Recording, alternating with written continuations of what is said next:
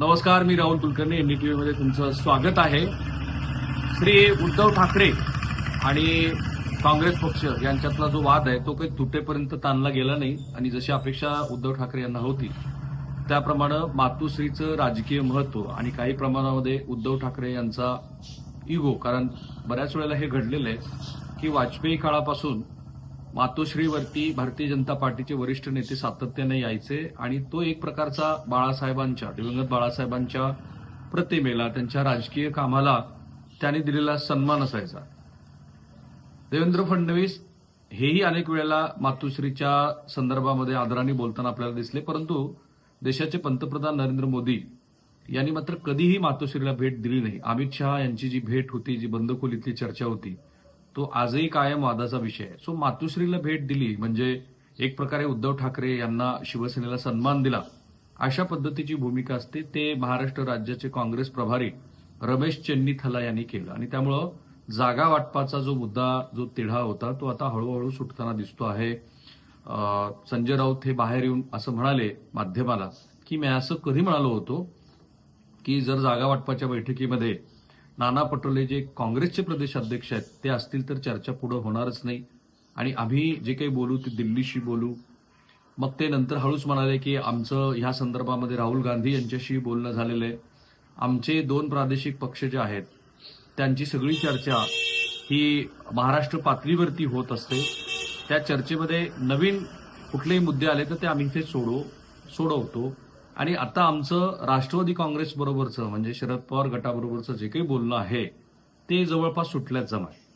प्रश्न फक्त एवढाच आहे की काँग्रेस बरोबरचा त्यांचा तिढा जो सहजासहजी करता सुटायला हवा होता, कारण सहकुटुंब राहुल गांधी यांची, सोनिया गांधी यांची उद्धव ठाकरे यांनी भेट घेतली आणि तेव्हापासून काँग्रेस पक्षाच्या हायकमांडशी उद्धव ठाकरे यांचे सूर जुळलेले आहेत. आता फक्त काहीच दिवसाचा, काही काळाचा कालावधी उरला आहे की ज्या कालावधीनंतर उद्धव ठाकरे हेच महाविकास आघाडीचे मुख्यमंत्री पदाचे चेहरे असतील असं काँग्रेस पक्ष घोषित करेल, पण तसं काही झालं नाही. आणि म्हणून असं काय घडतं आहे की काँग्रेस पक्ष आणि उद्धव ठाकरे यांच्यात त्या जागा वाटपाचा तिढा सुटत नाही याची चर्चा होत असताना श्री शरद पवार यांची भूमिका ही काँग्रेस पक्षाला आपल्यासाठी अडचणीची आहे असं का वाटतंय ते आपण या 2 मुद्द्यांना टॅग केलं. आणि म्हणून पुन्हा एकदा तुम्हा सर्वांना विनंती, आमचं जे युट्यूब चॅनल आहे ते सबस्क्राईब करा, बेल आयकन दाबा आणि तुमच्या ज्या महत्वाच्या सूचना आहेत तिथे संवादही तुमच्याशी थेट होतो. So coming back to Congress पक्ष आणि शिवसेना, काय झालंय की काँग्रेस पक्षाच्या नेते मंडळींना हा विश्वास आहे की लोकसभा निवडणुकीनंतर वारं फिरलंय. ते किती फिरलंय तर किमान 120 जागा आणि त्यातल्या त्यात विदर्भातल्या 62 जागापैकी 48 ते 50 जागेवरती काँग्रेस पक्षाचं पूर्ण वारं फिरलंय आणि ते आपल्याला अनुकूल आहे. आपण तिथे भारतीय जनता पार्टीची धुळधाण करू शकतो असा विश्वास आहे त्यांना आणि म्हणून त्या विश्वासाच्या आधारावरतीच ते 100+ जागांची मागणी करतायत. आम्हालाच दिलेल्या मुलाखतीमध्ये पृथ्वीराज चव्हाण जे वरिष्ठ काँग्रेस नेते, भलेही ते जागा वाटपाच्या चर्चेत नसले, कारण पक्ष पदाधिकाऱ्यांनी त्या बैठकांना असावं असे एक संकेत होते, पण त्यांनी सरळ 96-96चा फॉर्म्युलाच उडवून लावला, असं कुठेही ठरलेलं नाही असं ते म्हणाले. म्हणजे काँग्रेस पक्षाला 100पेक्षा अधिकच्या जागा हव्या आहेत हे तेव्हापासून स्पष्ट व्हायला लागलं आणि आता बहुतेक काँग्रेस नेत्यांना याचा पूर्ण विश्वास आहे की 15 वर्ष मुख्यमंत्री पद महाराष्ट्रासारख्या मोठ्या राज्याचं जे काँग्रेस पक्षाकडे आलं होतं तशीच परिस्थिती आता आहे. आता याच्यात ज्याला आपण अगदीच ग्रामीण भाषामध्ये फेंदा पडला म्हणतो, तो कसा पडला तर शिवसेनेनं विदर्भातल्या बहुतेक जागा मागायला सुरुवात केली. म्हणजे रामटेकची जागा मागितली, तुमसरची जागा मागितली, नागपूरमधल्या काही जागा मागितल्या, म्हणजे जिथे चंद्रशेखर बावनकुळे जे भाजपचे प्रदेशाध्यक्ष आहेत ती कामठीची जागा मागितली, अमरावतीमध्ये काही जागा मागितल्या आणि मग तो जागाचा तिढा जसा जसा चर्चेमध्ये अधिक वाढत गेला तेव्हा मग मराठवाड्यातल्या पण काही जागा मागितल्या, जशी अशोक चव्हाण यांची जागा भोकरची मागितली, लातूर जिल्ह्यातली उदगीरची मागितली, मुंबईतल्या पण अशा जागेवरती दावा केला की जिथे काँग्रेसला काहीच सेरा नाही. आता काँग्रेस पक्षाच्या नेत्यांसाठी हे जरी अनपेक्षित नसलं तरी त्यांच्यासाठी हा मुद्दा वादाचा ठरतो की आपल्या बॅस्टनमध्ये, कारण आता काँग्रेस पक्षाची जी काही महाराष्ट्राची भूराजकीय परिस्थिती आहे तिथं काँग्रेस पक्षाला सर्वाधिक आपलं बळ वाढेल असं वाटते, तो भूभाग आहे विदर्भ. आता विदर्भातच जर अधिक जागा शिवसेना मागत असेल तर मग त्या द्यायच्या कशा, आणि आपण जे 100+ म्हणतो आहोत किमान आपले आमदार निवडून येतील असा जो विश्वास काँग्रेस पक्षाच्या नेत्यांना आहे त्याची पूर्ती व्हायची असेल तर विदर्भातल्या जागा सोडायच्या कशा असा सगळा तो तिढा आहे. बरं, नाना पटोले हे काही पारंपरिक काँग्रेसच्या राजकारणात ज्याच्यामध्ये थंडा करके खाओ अशा प्रवृत्तीचे ते नेते नाहीये.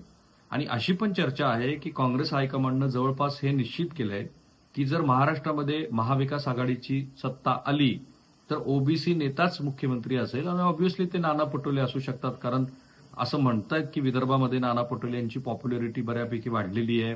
नाना पटोले यांनी ज्या पद्धतीनं पक्ष संघटन बांधून ठेवलंय, आक्रमकपणे भारतीय जनता पार्टीला ते प्रतिवाद करताना दिसतात, तर त्यांची प्रॉबेबिलिटी खूप वाढलेली आहे.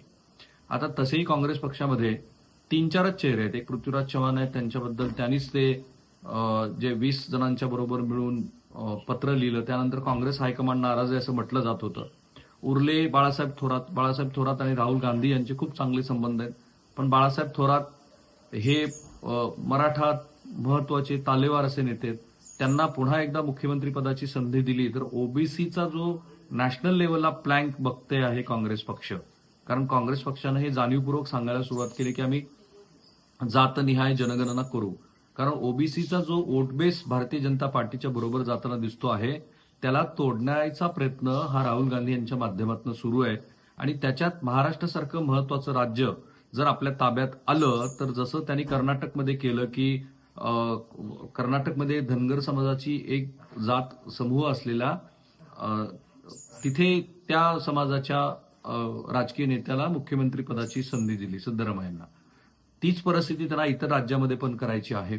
आणि असं करून ते देशपातळीवरती आपणच ओबीसी समाजाचा विचार करतो असं ते सांगण्याचा प्रयत्न करतात. जसं राहुल गांधी सातत्यानं म्हणतात की माध्यमामध्ये ब्राह्मण किती आहेत बघा, तिथे ओबीसी किती आहेत, आदिवासी किती आहेत, प्रशासकीय सेवेमध्ये किती ओबीसी किती आदिवासी आहेत, तसंच ते वेगवेगळ्या इंडस्ट्रीचं उदाहरण देत असतात.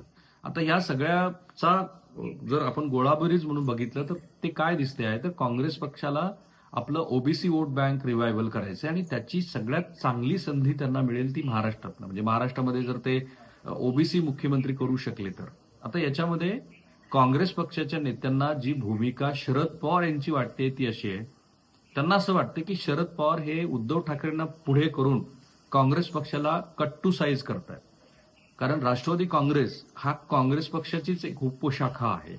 त्या उपशाखेतनं म्हणजे काँग्रेसच्या शाखेतनं बाहेर पडलेला जो पक्ष आहे त्या पक्षाचा विस्तार महाराष्ट्रात कधी होईल जर काँग्रेस पक्ष संपला तर. आणि गेली 15 वर्ष तो म्हणजे जेव्हा सत्तेत होते तेव्हा तो संघर्ष बघितलाय. म्हणजे पृथ्वीराज चव्हाण यांच्याच हाताला कसा लकवा मारलाय असं जाहीर विधान शरद पवार यांनी केलं होतं. कारण काँग्रेस पक्षाच्या मुख्यमंत्र्यांच्या माध्यमातनं जी कामं आपल्या पक्षाच्या वाढीसाठी करणं शक्य आहे ते शरद पवार करत होते आणि त्याला बांध घातला होता तो पृथ्वीराज चव्हाण यांनी.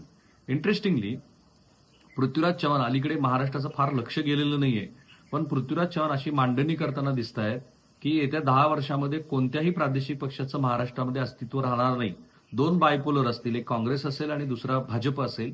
आयदर शिवसेनेला भाजपमध्ये मर्ज व्हावं लागेल, राष्ट्रवादीच्या दोन्ही गटाला काँग्रेसमध्ये मर्ज व्हावं लागेल, अशी त्यांची ती मांडणी आहे.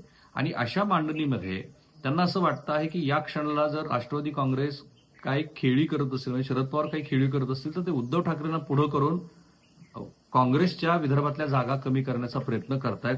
त्यांचे आणि हायकमांडचे जे सलोख्याचे संबंध आहेत त्याचाही ते वापर करतायत आणि एक प्रकारे काँग्रेसला भविष्यात मुख्यमंत्री पदाची संधी मिळू नये, पक्ष वाढू नये असा प्रयत्न शरद पवार यांचा आहे. आता खरं किती खोटं किती, कारण काँग्रेस पक्षाच्या सर्व वरिष्ठ नेत्यांचं हे मत आहे, हे खासगीमध्ये ते बोलताना सांगतात. जर हे असं असेल तर प्रश्न येतो आहे तो उद्धव ठाकरे राष्ट्रवादी काँग्रेस यातला जो सौहार्द दिसतोय आपल्याला, तो सौहार्द जागा वाटपाचा जो तिढा आहे त्यांच्यात अजिबातच नाही. अर्थात विदर्भात म्हणजे पश्चिम महाराष्ट्रामध्ये पुण्याची काही शहरातली जागा वगळता शिवसेनेचं अस्तित्व कोल्हापूर शहर मर्यादित वगळता पश्चिम महाराष्ट्रात तसं नाहीच आहे. त्यामुळे त्यांचा राष्ट्रवादी काँग्रेसच्या शरद पवार गटाबरोबर संघर्ष असायचं काही कारण नाही. पण काँग्रेसबरोबर त्यांचा मुंबईमध्ये, काँग्रेसबरोबर त्यांचा पश्चिम विदर्भामध्ये संघर्ष होऊ शकतो, होताना दिसतोय. त्यामुळे काँग्रेस नेत्यांना शिवसेना उद्धव ठाकरे गट आणि काँग्रेस यांच्या जागा वाटपामध्ये सगळ्यात महत्वाचा एक जो भाग दिसतोय, जो धागा दिसतोय तो आहे शरद पवार यांच्या भूमिकेचा, जी झाकलत भूमिका आहे, जी गुपित भूमिका आहे. आणि त्या भूमिकेच्या माध्यमातून काँग्रेस पक्षाला आडकाठी आणण्याचा प्रयत्न करत आहेत. आणि म्हणून संजय राऊत यांनी कितीही अग्रलेख लिहिले तरी काँग्रेस पक्ष भाजपानं हरियाणामध्ये जो पॅटर्न राबवून काँग्रेसचा पराभव केला, जिंकणारी लढाई काँग्रेस पक्ष हरला, तो हरियाणा पॅटर्न महाराष्ट्रात मान्य करायला तयार नाहीये. आणि ही यातली इनसाइड स्टोरी आहे जी आपण 2 मुद्द्यातनं सांगितली. तुम्हाला आमचे हे प्रयोग निश्चित आवडत आहेत. हजारोच्या संख्येनं तुम्ही बघत आहात, कमेंट करत आहात, शेअर करत आहात. पुन्हा एकदा विनंती, आमचं YouTube channel, Facebook channel subscribe करा, बेल आयकॉन दाबा, कारण तुम्हाला इथे लेटेस्ट अपडेट मिळणार आहेत. थांबूया आपण इथे. तुमच्या महत्वाच्या सूचनांचं स्वागत आहे. धन्यवाद.